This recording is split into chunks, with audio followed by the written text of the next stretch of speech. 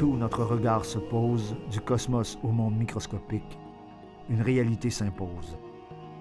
La diversité est une caractéristique fondamentale de l'univers et de la vie. Les civilisations anciennes étaient conscientes de ce fait et avaient même créé un symbole pour représenter l'interrelation de ces diverses composantes. La fleur de vie. Pendant près de 50 ans, l'Institut interculturel de Montréal a travaillé à transposer cette conception du monde à l'échelle humaine. Je vais vous raconter l'histoire de ce grand voyage vers l'autre à travers le symbole de l'arbre et de son cycle de croissance pour illustrer l'évolution d'une approche avant-gardiste de l'interculturel. Maintenant que l'organisme a fermé ses portes, le moment est venu de transmettre son héritage à la génération actuelle.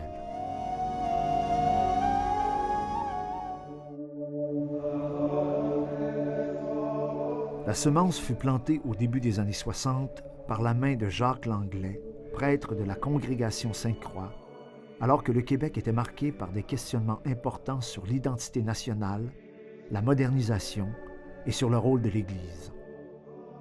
Les catholiques du monde reçoivent un message clair du Concile Vatican II, s'ouvrir aux religions non chrétiennes.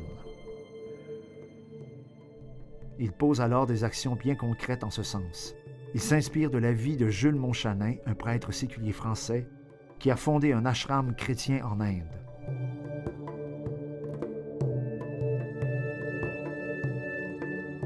C'est ainsi qu'il créa le Centre Montchanin, un lieu où l'écoute mutuelle permet une véritable rencontre entre les diverses religions du monde.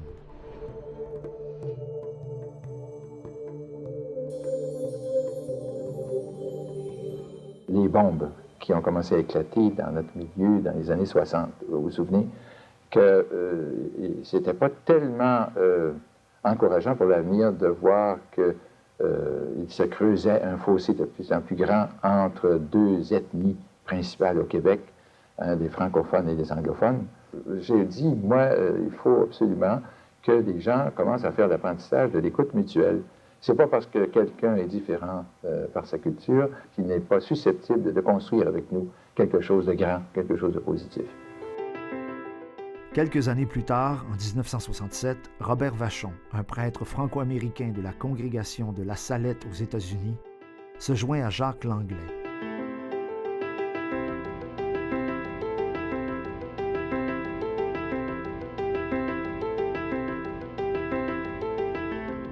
Bien, le premier contact, c'était pour moi d'abord un événement qui s'appelait Pacem in Terris à New York et qui rassemblait des gens de toutes les nations.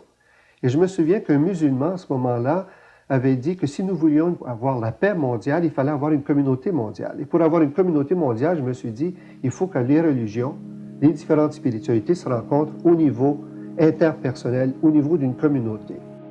Et je suis revenu à la maison et je me suis dit à moi-même, il faut absolument que je consacre ma vie à la rencontre des hindous, des bouddhistes, des musulmans, des juifs, des africains, etc. Tout ça était déjà dans mon esprit. Elle est née dans une famille hindoue, elle a grandi dans un environnement musulman et a fait ses études dans le système britannique. Les premiers questionnements de Kalpana Das surviennent à l'école secondaire alors qu'elle réalise que l'éducation coloniale n'avait rien à voir avec sa réalité quotidienne ni avec les traditions millénaires de l'Inde. Inspirée par Rabindranath Tagore, un écrivain qui a établi la première école interculturelle en Inde, et par le philosophe Ramakrishna qui a enseigné l'unité des différentes religions, elle décide de poursuivre sa voie en Amérique. Si les gens nous ressemblent, c'est facile à les accepter. Le moment qu'ils ne nous ressemblent pas, c'est ça plus difficile.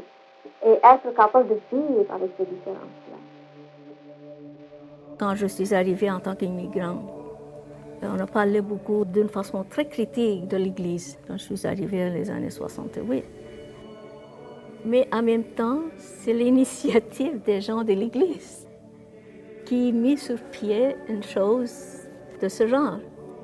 Et aussi amener cette expérience d'ailleurs, des missionnaires, et ramener ici pour catalyser cette ouverture de la société québécoise vers l'autre. Ce sont de contribuer à nous faire voir les différences, non pas comme des obstacles, mais comme des lieux d'enrichissement. Et je trouvais que c'était beaucoup dans la ligne de Vatican II, où dans plusieurs textes, le Concile dit, nous demandons aux catholiques d'accueillir, reconnaître les valeurs que l'on trouve dans les autres religions et les autres cultures de la Terre. Ça, c'était très nouveau. Je vois Jacques Langlais comme étant une espèce d'interface qui est plus ou moins consciemment, très consciemment à certains moments, mais par instinct à d'autres moments, a été capable d'être une espèce de précurseur de quelque chose qui s'en est. Ce que je veux dire par là, c'est que, en tout cas, moi, comme ex-missionnaire, entre guillemets, si on veut, les 3 ans que j'ai passé là-bas, ça n'a pas été uniquement l'expérience de parler à l'autre, de voir comment l'autre est chez lui, c'est d'être l'autre de quelqu'un ailleurs. On s'apercevait que notre identité de Marocain, Juif marocain, était intéressante. L'autre voulait me découvrir comme Juif marocain ou comme, je ne sais pas, musulman du Maghreb. On était à l'écoute. On a fait ça à travers la musique, la danse, des choses aussi simples que de partager des repas, avoir bien du fun, avoir du plaisir. Et là, ça passe d'un trait plat. Ça passe de... Des fois, ça remonte là, mais des fois, ça redescend là. Puis c'est ici, au niveau du cœur, que ça reste toute ta vie. Et c'est la première fois que je sentais, en 68, quand je suis rentrée dans Santa Maria Covetti, dans cette salle-là où tout le monde avait du plaisir, j'étais accueillie. Et je t'ai toujours accueillie à travers les années. Cet esprit d'accueil, cet esprit de recevoir l'autre comme l'autre il est ou l'autre elle est. Je pense que ça, c'est une marque qui était particulière à qu'est-ce que Jacques et Robert et les autres qui vous entouraient. Pierre, tu étais là. Il y en avait d'autres. Je ne me sentais pas juste avec une personne. C'était un esprit qui était partagé. Et c'est assez extraordinaire quand même de voir que ces néo-Canadiens, ces néo-Québécois qui sont là, vont être les principaux instruments de la réflexion fondamentale sur le rapport à l'autre. Et ça ne pouvait venir, je dirais, que là. Parce que les missionnaires avaient ramené une expérience de rencontre avec l'autre, mais qui s'était malgré tout faite, disons-le, vous pourrez me corriger, d'une manière un petit peu inégalitaire et hégémonique, au sens où nous allions porter un message que nous pensions être peut-être supérieur.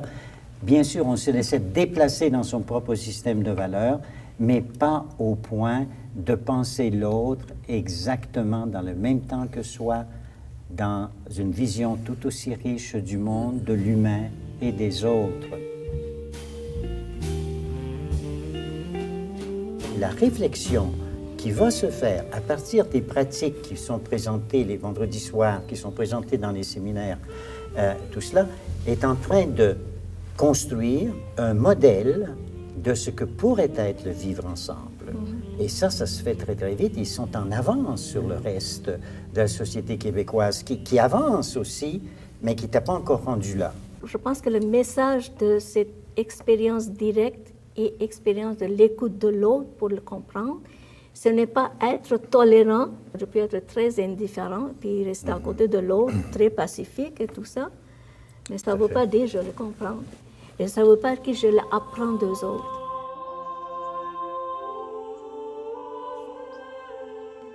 One of the metaphors I use is that we are all seeing the world from our particular point of view. We see the world through a window. And here I say two things. First, the more cleaner the window is, the less I see the window and the glass. And the more I am enthused and in love with what I see. So I don't see my window. I see through the window. And I need my fellow who tell me, look here, you are looking through a window. But then I have to tell him, sorry, you also look at the window. And then we compare notes. And in Great Bar we see the same landscape, but perhaps we see it a different way also. And perhaps I would say, no, I would like to see that, and it's all right. So we need each other.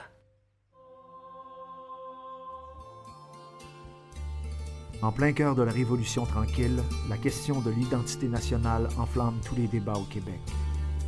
Alors que l'Exposition universelle de 1967 dynamise la fierté nationale et favorise l'ouverture sur le monde, le fossé qui sépare les anglophones des francophones ne cesse de s'agrandir. Au même moment, le Québec voit son immigration augmenter rapidement. Face à cette réalité, l'organisme décide d'ouvrir le dialogue entre les deux solitudes et de modifier le statut pour passer d'un centre catholique à un organisme civil pluraliste. On y propose de partager l'expérience de la culture et de la religion, non seulement intellectuellement, mais aussi à partir de la socialisation.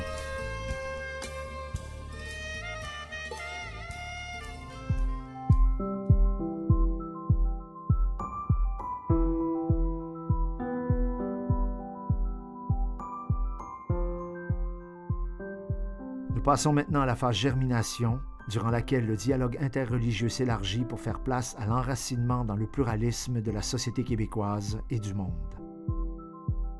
Nous sommes dans les années 70. L'immigration non européenne augmente au Québec avec l'arrivée de Boat People originaires d'Indochine, mais c'est l'impact de la loi 101 sur l'intégration des immigrants qui marque le début de la politique québécoise sur la culture française.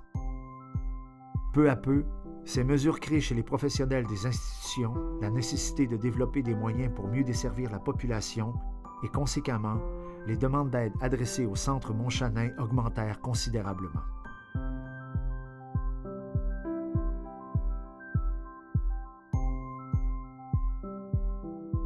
L'Institut interculturel de Montréal a participé à plusieurs instances gouvernementales. C'était quoi la vision que vous apportiez à ces instances? C'est la question de base, comment on aborde la question de la diversité. La façon les institutions et les politiques gouvernementales abordaient la question de la diversité, c'est comme sous l'angle de l'immigration. Ils reconnaissent la diversité parce qu'on a plus d'immigrants et c'est causé par l'immigration. Tandis que l'Institut, on a essayé d'apporter la vision, on dit le pluralisme et la diversité, c'est inhérent dans la nature, dans la réalité, dans la société humaine. Au lieu de parler d'intégration, travaillons sur l'interculturation. Interculturation, c'est l'intégration bidirectionnelle, ainsi de suite.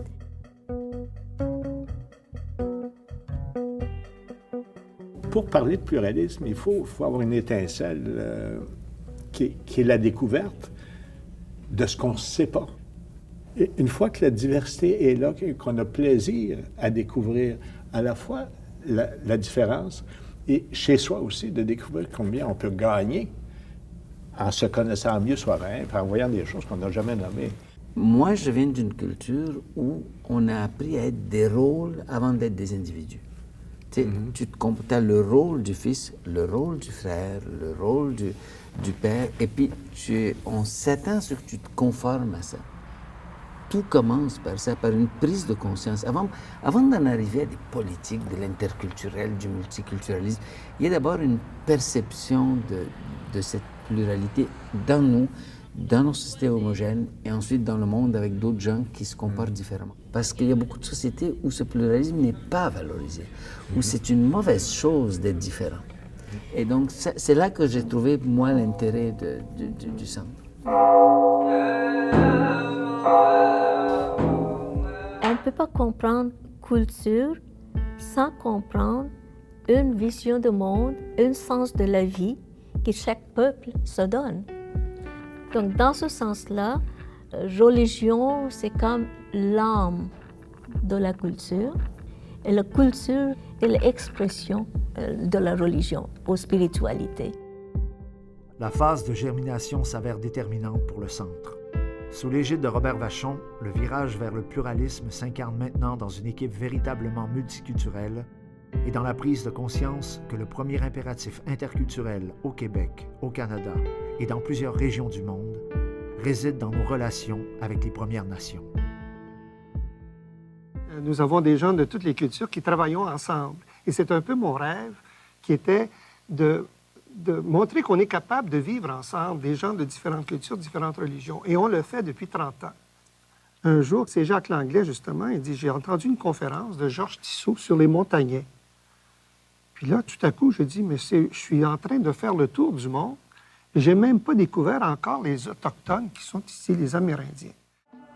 Ça m'a pris plusieurs années avant de créer le contact. J'ai dû le vouloir et passer par-dessus toutes sortes d'obstacles. J'ai commencé par me rendre à cette île pour les rencontrer, les montagnais. Ensuite, j'ai passé du côté des Ojibwés de l'Ontario, ensuite du côté des Mohawks, et j'ai dû chercher, mais vraiment chercher. Ça a été quelque chose pour moi de toute une découverte, je pourrais dire, du caractère du divin dans les choses de la nature. Tisser ces liens-là, ça a été très, très long. Évidemment, une des difficultés, c'est la méfiance. Oui, justement, connaissant l'histoire qu'on a eue avec eux, est-ce qu'ils étaient prêts? Non, pas toujours. Mais pour arriver à rétablir un rapport comme il faut déconstruire beaucoup de choses. On peut lire les livres, on peut étudier à l'université. C'est pas ça qu'on veut faire. Mais on aimerait être à l'école auprès des elders. Ça, c'était notre intention.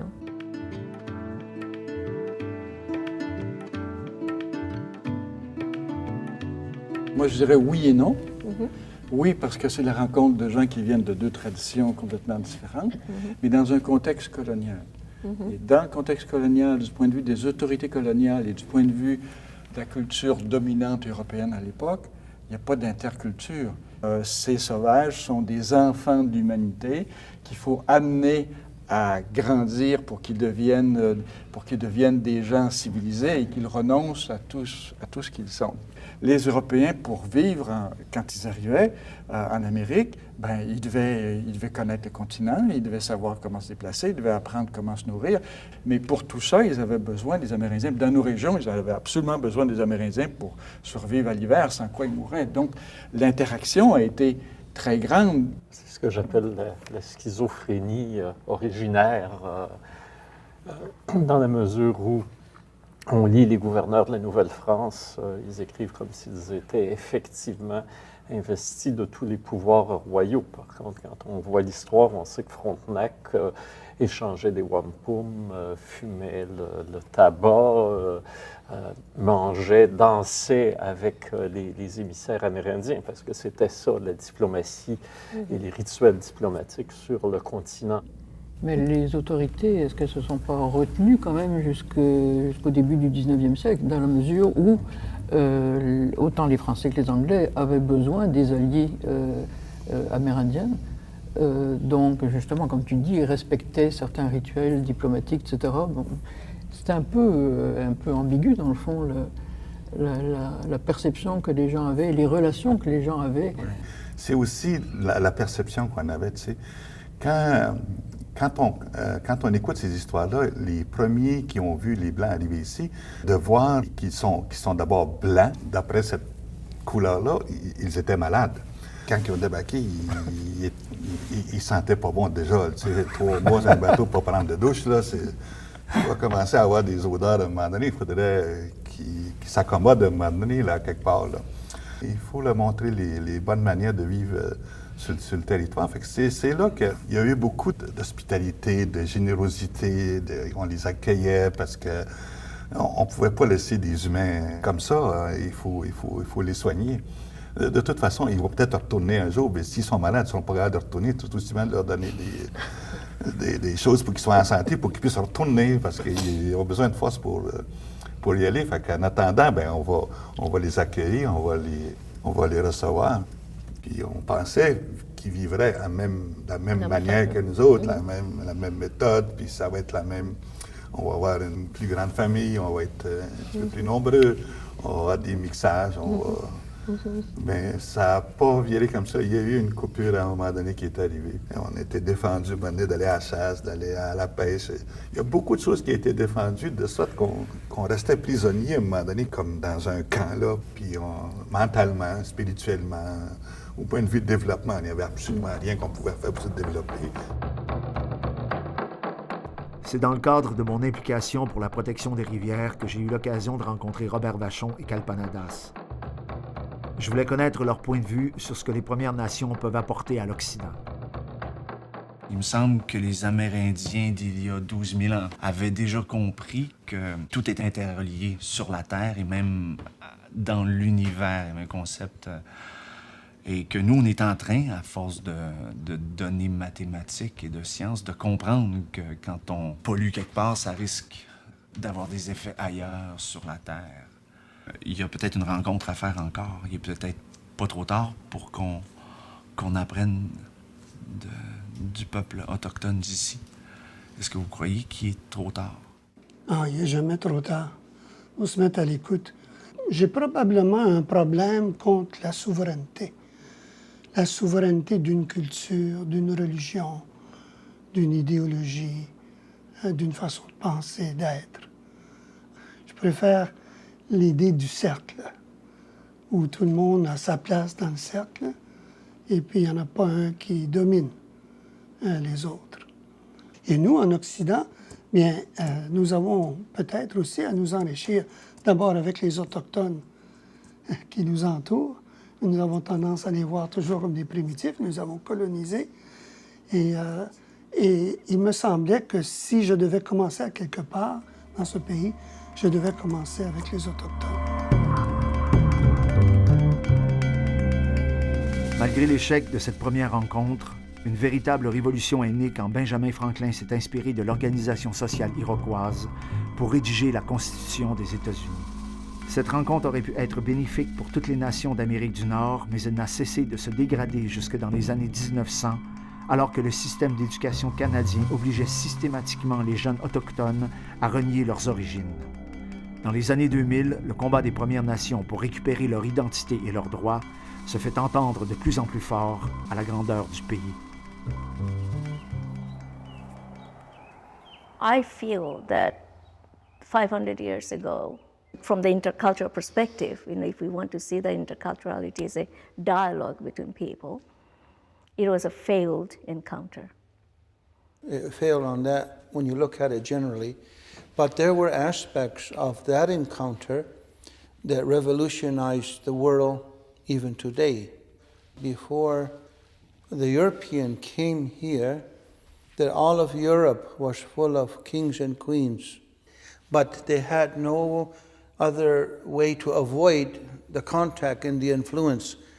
And so the notion of a kingless society and a monarchless society began to flow in their head. And Benjamin Franklin even made that famous quotation that the world even knows about it. And he says, it's a strange thing that 5 uncivilized nations can form such a perfect union and have such peace when we, the civilized, with a dozen or more, can't do likewise. So they began to say, we don't want no kings, we don't want no queens here in North America. And so they had a revolution here. En 1979, les Mohawks d'Akwesasne étaient impliqués dans une confrontation avec l'État de New York.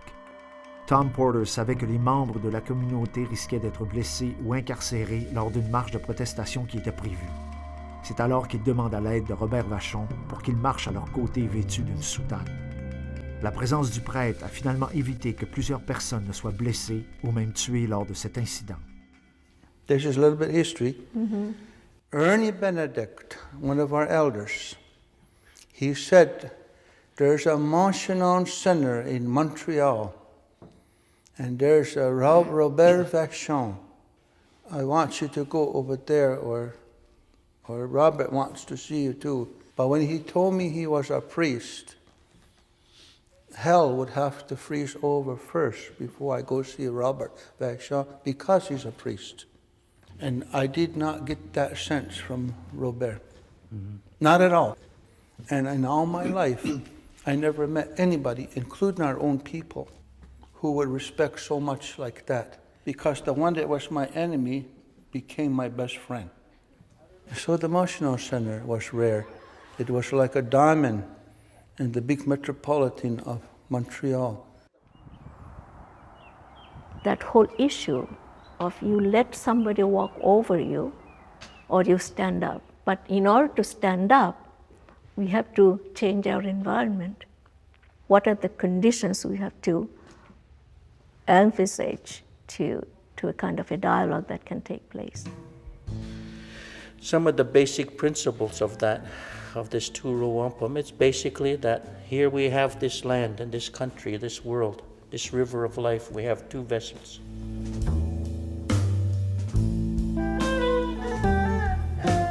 They said in those times this agreement will last as long as the rivers will flow, as long as the green grass grows, as long as the sun will shine. For our people, to us, when we look, the sun hasn't stopped shining and the grass hasn't stopped growing. But for the governments around us, to them they got blinders on and they only see the sun when it's in their interests. But when it comes to their treaties, honoring their treaties, they don't care about that. And that's the problem, see? Well, the prevailing attitude that we see in the world today is might is right.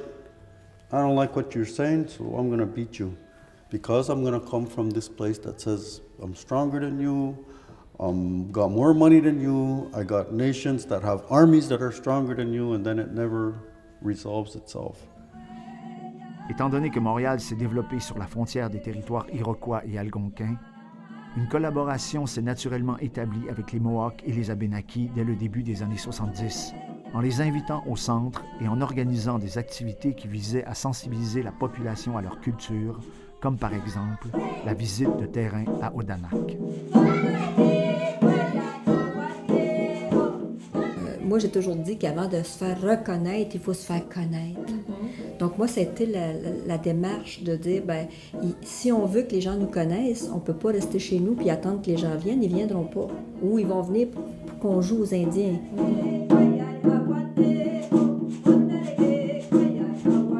Ce que vous voyez, c'est vraiment une illustration de la vie traditionnelle. D'un côté, c'est beaucoup plus des activités faites par les hommes, sans être exclusif. Et de l'autre côté, c'est plus des activités faites par les femmes, pour que chacun ait sa place. Ça, on trouvait que ça manquait dans l'Église.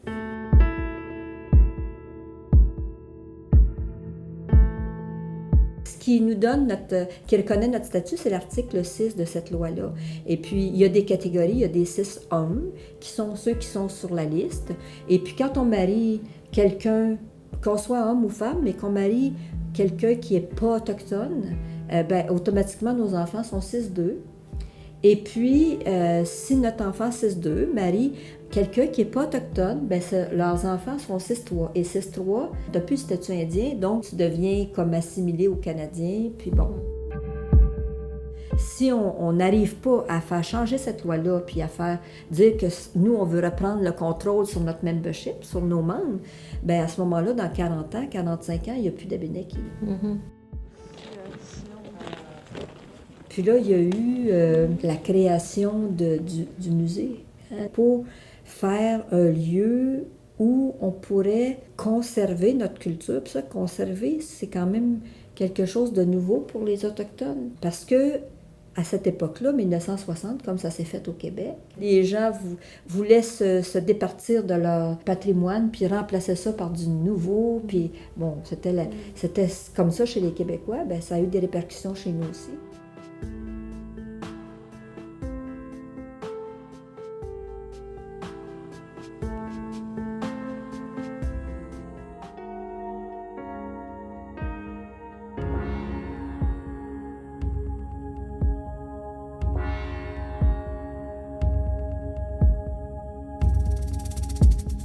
Nous avons, comme citoyens, la responsabilité de dire nous rompons avec cet héritage de ségrégation, d'exclusion, de négation de l'existence de l'autre, pour, au contraire, une position d'ouverture et de reconnaissance. C'est certain qu'il y a une corrélation avec un mode de vie fondé sur le gaspillage. Gaspillage et croissance illimitée. Et la croissance illimitée. Le mot encore plus moderne que ça, c'est le gaspillage.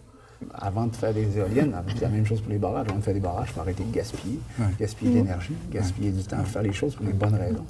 Donc, on a besoin de faire un genre de réexamen de cette mode de vie qu'on mène et qui est à la cause de cette dépossession de toutes sortes.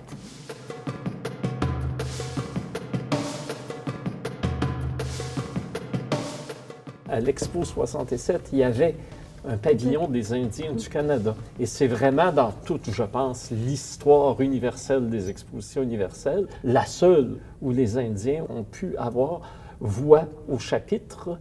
Et ça, c'est quelque chose dont Montréal peut être très fier et qui a été un moment aussi déterminant, l'existence de ce pavillon-là d'Expo 67, pour la conscience identitaire qui s'est développée chez les Amérindiens qui étaient pour passer à la prochaine étape et se dire Première Nation.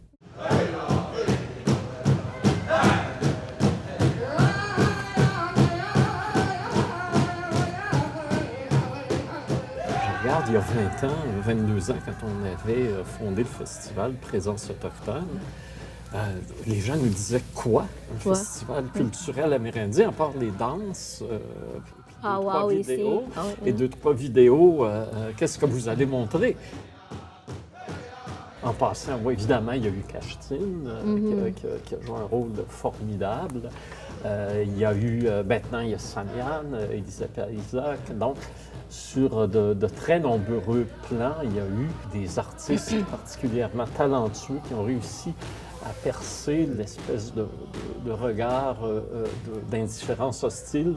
Mais en tout cas, il me semble qu'il y a quand même des éléments extrêmement positifs qui sont là maintenant puis qu'on n'avait pas il y a 20 ans.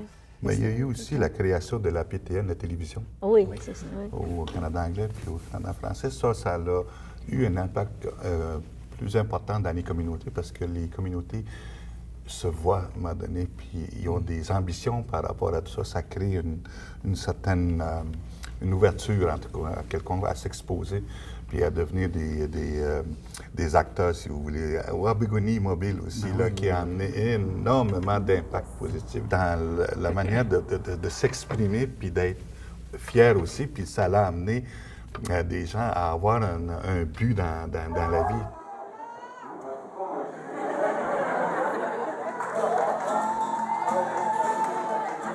Alors, un bonjour, j'avais demandé à un vieux sage autochtone qui a maintenant 100 ans, au-dessus de 100 ans. J'avais demandé, Ernie, j'ai dit, qu'est-ce que c'est qu'on pourrait faire pour vous aider? Il dit, il dit que la meilleure chose pour nous aider, il dit, ce serait faire le ménage dans votre propre maison.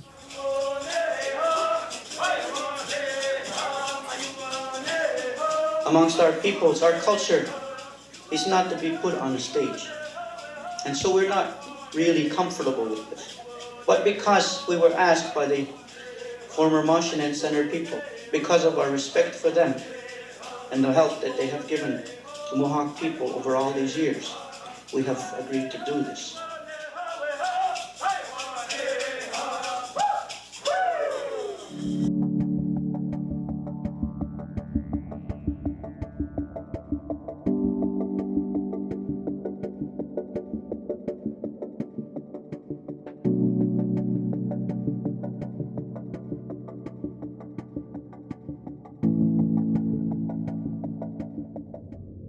Au Québec, les enjeux identitaires des années 80 sont caractérisés par la prise en charge de la question de la diversité par le gouvernement. Pour l'équipe de l'Institut, cela signifiait de se positionner face à l'émergence d'une approche qui considère le pluralisme comme étant un problème causé par l'immigration et devant être géré par des lois. C'était le prélude à ce que l'on appelle aujourd'hui la gestion de la diversité.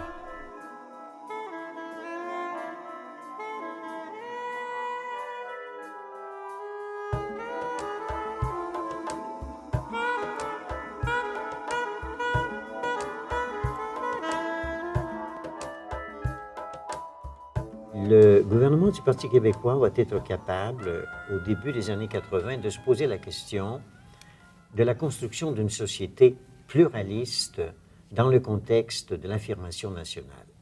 Or, il y avait une réflexion fondamentale qui devait être faite. Pourquoi une société se donne-t-elle une armature juridique, éthique, pour permettre le vivre ensemble?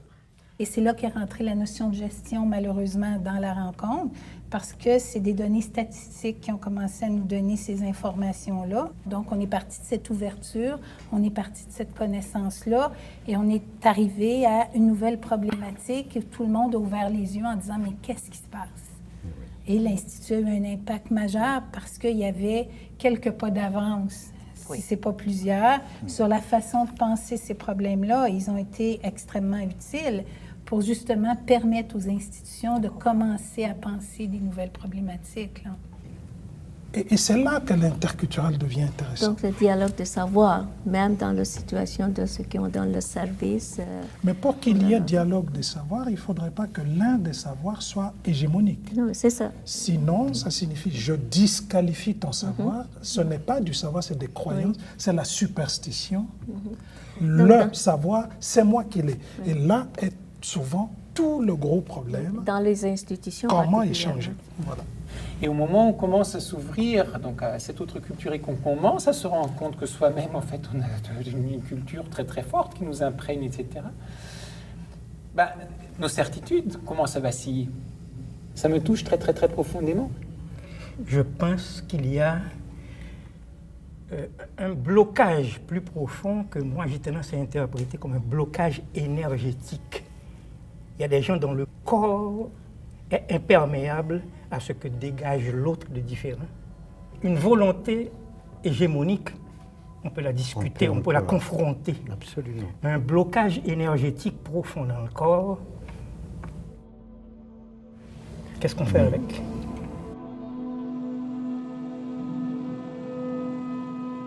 Au début des années 90, j'ai été exposé à une situation qui m'a scandalisé.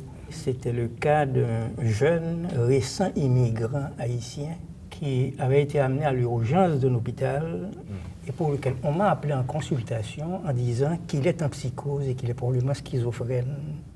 J'ai pris le temps de m'asseoir avec lui pour réaliser qu'il était en train de faire une crise de possession vaudouesque qui était à l'intérieur de sa trajectoire culturelle un mouvement d'évolution vers un stade supérieur de spiritualité. Alors c'est là qu'avec un groupe de lequel Daniel a collaboré, elle était l'une des premières à s'associer à moi et à d'autres professionnels pour mettre sur pied la clinique transculturelle de l'hôpital Jean Talon. Si on écoute, si on a le cœur ouvert, on entend des choses et on voit des choses merveilleuses et toutes sortes de surprises. C'est un peu ce qui arrive avec la naissance du bébé qu'est cette clinique. Un bébé qui vient d'une rencontre des savoirs du monde entier dont aucune culture n'a le monopole. Ma per me né la scienza, tra virgolette, la scienza attuale, ha il monopolio sulla conoscenza, né le religioni più o meno istituzionalizzate e sistematizzate hanno il monopolio della religione. La religione è questa apertura allo sconosciuto, il senso del mistero e la differenza specifica tra il regno animale e gli uomini. Au plan international, cette période est marquée par une réflexion sur le modèle de développement occidental et le constat qui s'ensuit. La croyance que la modernité assurera le salut de la planète ne fait que prolonger le colonialisme qui perdure depuis le XVIe siècle. C'est alors que la culture des peuples dits traditionnels devient un obstacle au progrès.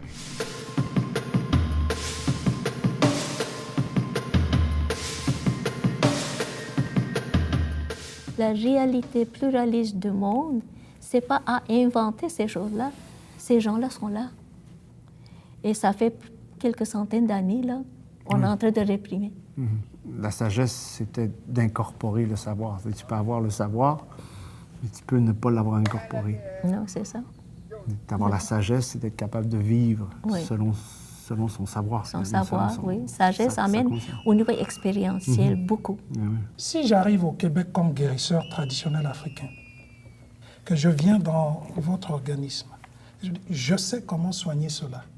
Et que ça ne marche pas pour une raison ou une autre, je peux être poursuivi par la loi du Québec. Je ne suis pas médecin, je ne suis pas membre de l'ordre des médecins, etc. Alors le choc n'est pas seulement dans mon pays d'origine, parce que je viens d'un pays anciennement colonisé, le choc, c'est aussi dans mon pays d'adoption, où il faut en quelque sorte que je reste avec mon savoir un peu dans la clandestinité. D'où tout le travail que vous faites. Vous demandez à un maître d'acupuncture, il sait très bien pourquoi ça fonctionne. Il va te dire, il y a le chi, il y a l'énergie, il y a les méridiens, il explique parfaitement ce qu'il est en train de faire. Le problème, c'est quoi? C'est que nous, on dit, non, ton truc là, mais dis-le-moi dans mes mots à moi, et avec mes concepts à moi. Dis-moi ça en termes de, je ne sais pas, d'un flux électronerveux ou des choses comme ça. Et tant que tu ne me parles pas dans ma langue à moi, ton truc, ça ne marche pas. C'est du folklore. Ce n'est pas un vrai système de savoir.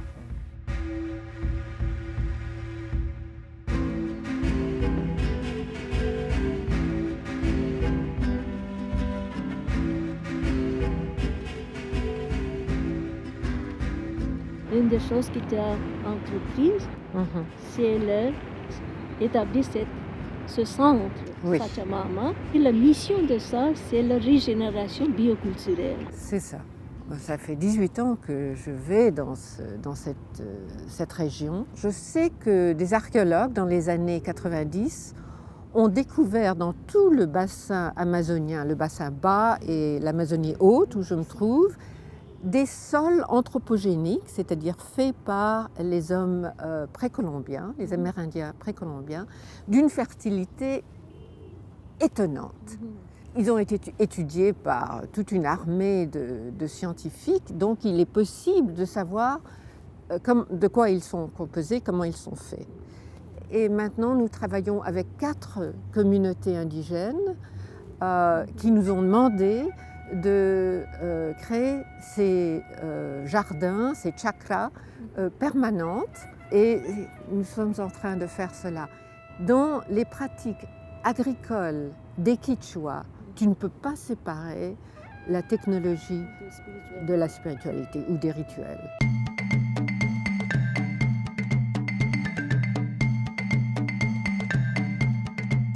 So the Universidad de la Tierra is an apprenticeship-based learning center.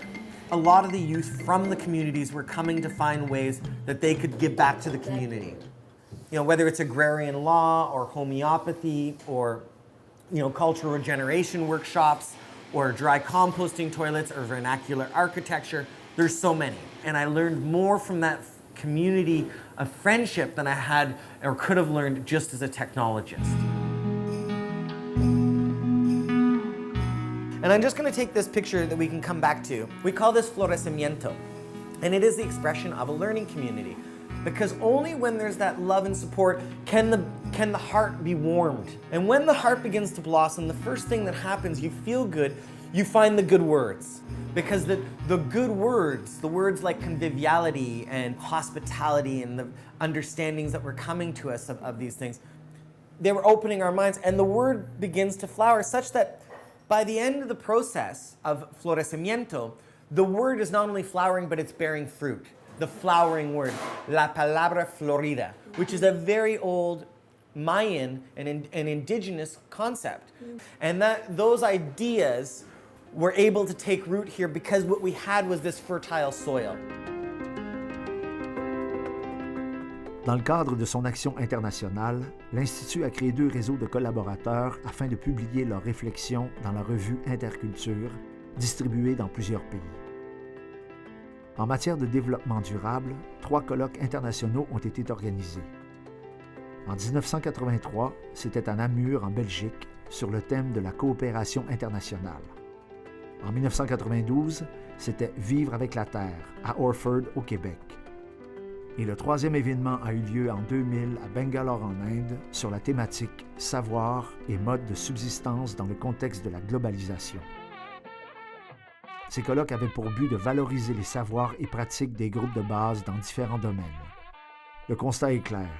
Face aux crises économiques, sociales et environnementales actuelles, le monde moderne a tout avantage à tourner son regard du côté des savoirs traditionnels pour y chercher des solutions aux enjeux actuels.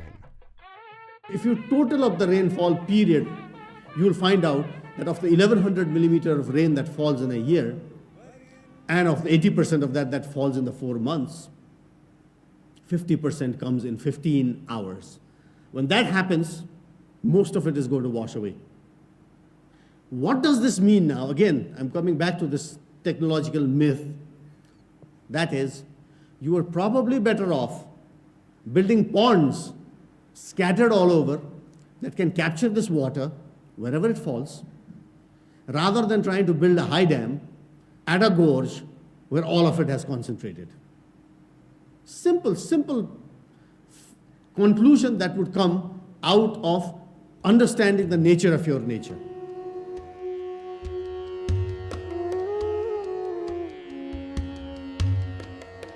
Frankly, I find the present concept of development has hegemonized the concept of social change. We cannot think of other forms of social change except development.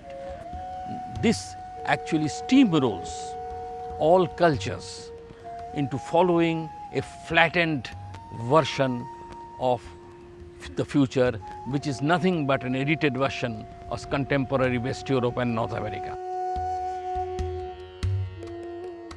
Quand j'ai commencé à m'intéresser à l'Inde, ce qui m'avait beaucoup frappé, c'était Gandhi. Gandhi disait, l'idéal de la civilisation n'est pas d'accumuler des richesses, mais de s'en départir. Ouf. C'est un idéal de civilisation, disait-il, et c'est vrai pour certains peuples. Vous allez dire, oh, ben, tout de même, va pas charrier, tu sais. Bien évidemment, c'est charrier de notre point de vue, parce que c'est inconcevable. Mais autant ça peut être inconcevable pour nous, ça peut être inconcevable pour eux de toujours avoir à développer plus et toujours plus et d'avoir toujours besoin de plus. Mais coudonc, vous êtes des vides à remplir ou bien des plénitudes à découvrir.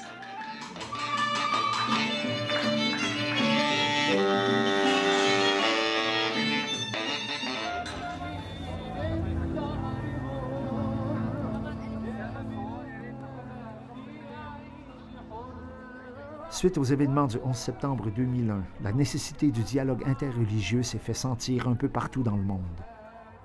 Comment cette préoccupation s'est-elle manifestée dans le Québec des années 2000, en plein débat sur la laïcité et les accommodements raisonnables?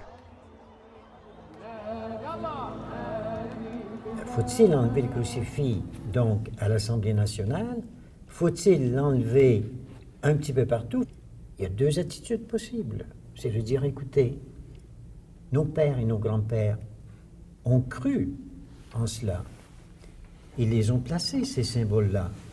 Nous pouvons continuer à leur attacher de l'importance comme des symboles nous renvoyant à l'histoire collective de notre peuple. Les laïcs disent non, il est chargé en lui-même d'une présence religieuse. Il faut l'évacuer de l'espace public.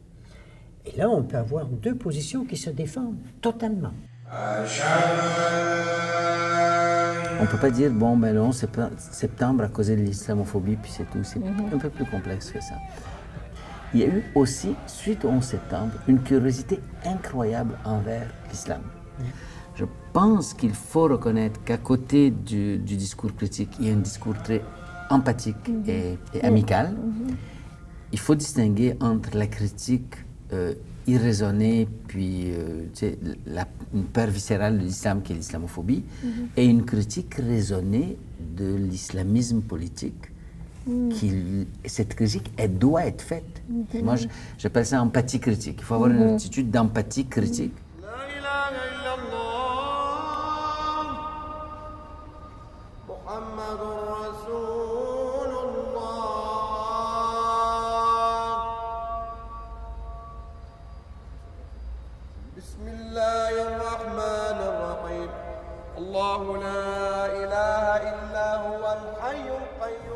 Qu'est-ce que nous faisons de nos symboles religieux passés dans un contexte où nous sommes entourés de symboles religieux qui nous sont apportés par l'immigration contemporaine?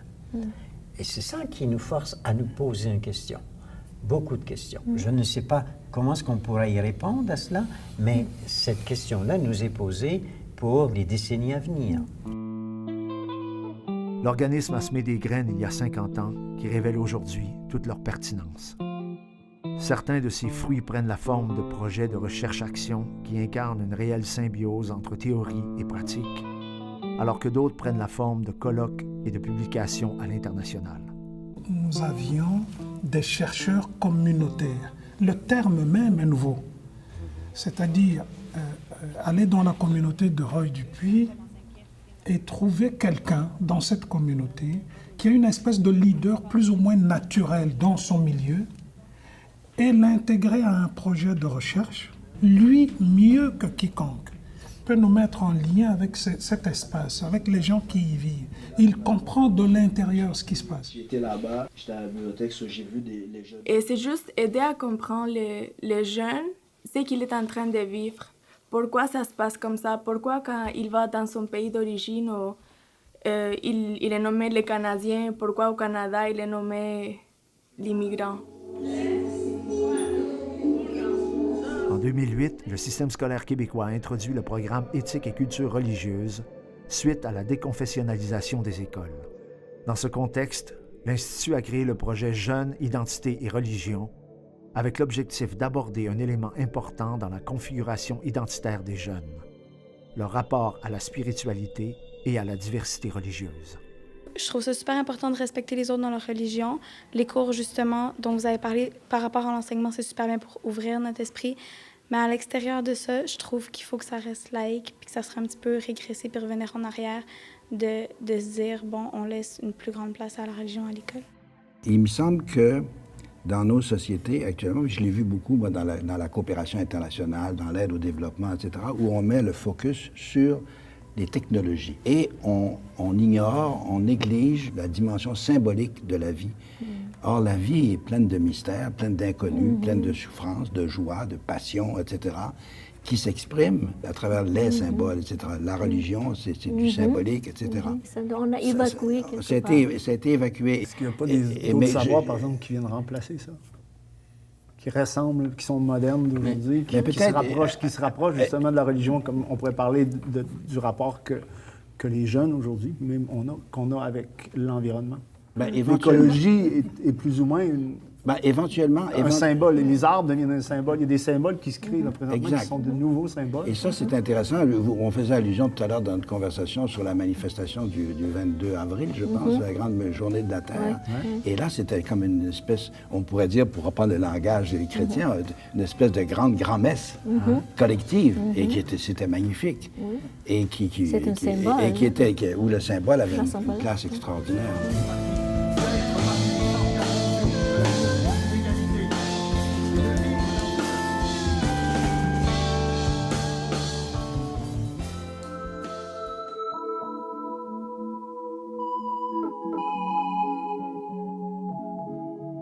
Si nous ne sommes pas capables de replacer l'humain à l'intérieur des formes animales, à l'intérieur des formes de vie, et nous ajuster à cela, il est évident que nous ne sommes pas capables de réfléchir sérieusement au fait que des ressources énergétiques, c'est pas inépuisable, etc., etc. Tout ce qui est la trame de fond de l'Institut, c'est de placer la personne et ce qu'elle est au cœur des choix qu'on fait.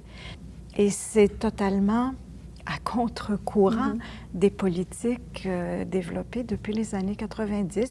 Ce que j'entends, des fois, est tellement différent de mes préoccupations au jour le jour que je suis prête à l'entendre un certain temps. Puis après ça, j'ai le goût de revenir à mes outils à moi, là, puis à travailler avec ces outils-là.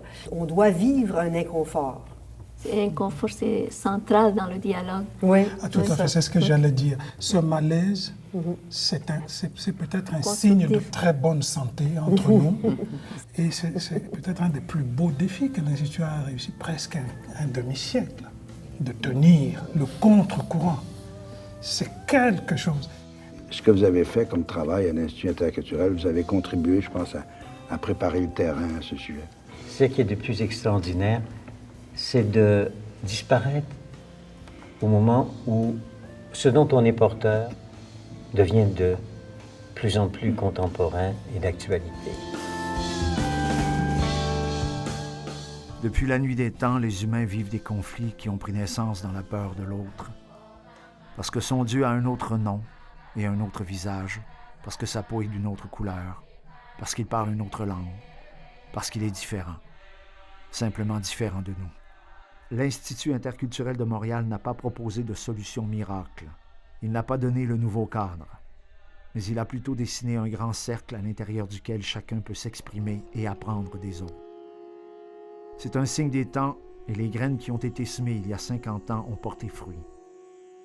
Il a démontré à petite échelle que oui, il est possible de vivre ensemble en harmonie avec nos différences. And I guess one thing I'm going to add more, I think, because that's the essence of our message to all human beings in the world, is how do you appreciate all that surrounds us? Neke hachitawa se jini kwari hota. Negi wahi ne stunga ke antawa wono hechte. Jino hota ne desugwawi ne sugwaya diso. Ne jinjo gweno jini ji kiri hunya. Jini ji wai di kwari wai no makuji akwego jino hota uhucha kweko. Onigi wahi ne negi wai jini ju ne deswata wia dumoni wasudade. Onigi konekne takunuarado. Negi ji jini ore ji so wano kwa humwa serio sa kweko. Yasiki konekne. Jino hota akiru ne ukwa humwa ni toya totos. Agwe ukwa humwa ni toya totos. Negi agweko te kwanuarado. Jisegi wai suari wakonyusto. Negi jino hota desu kwa wine su kwa ya desu.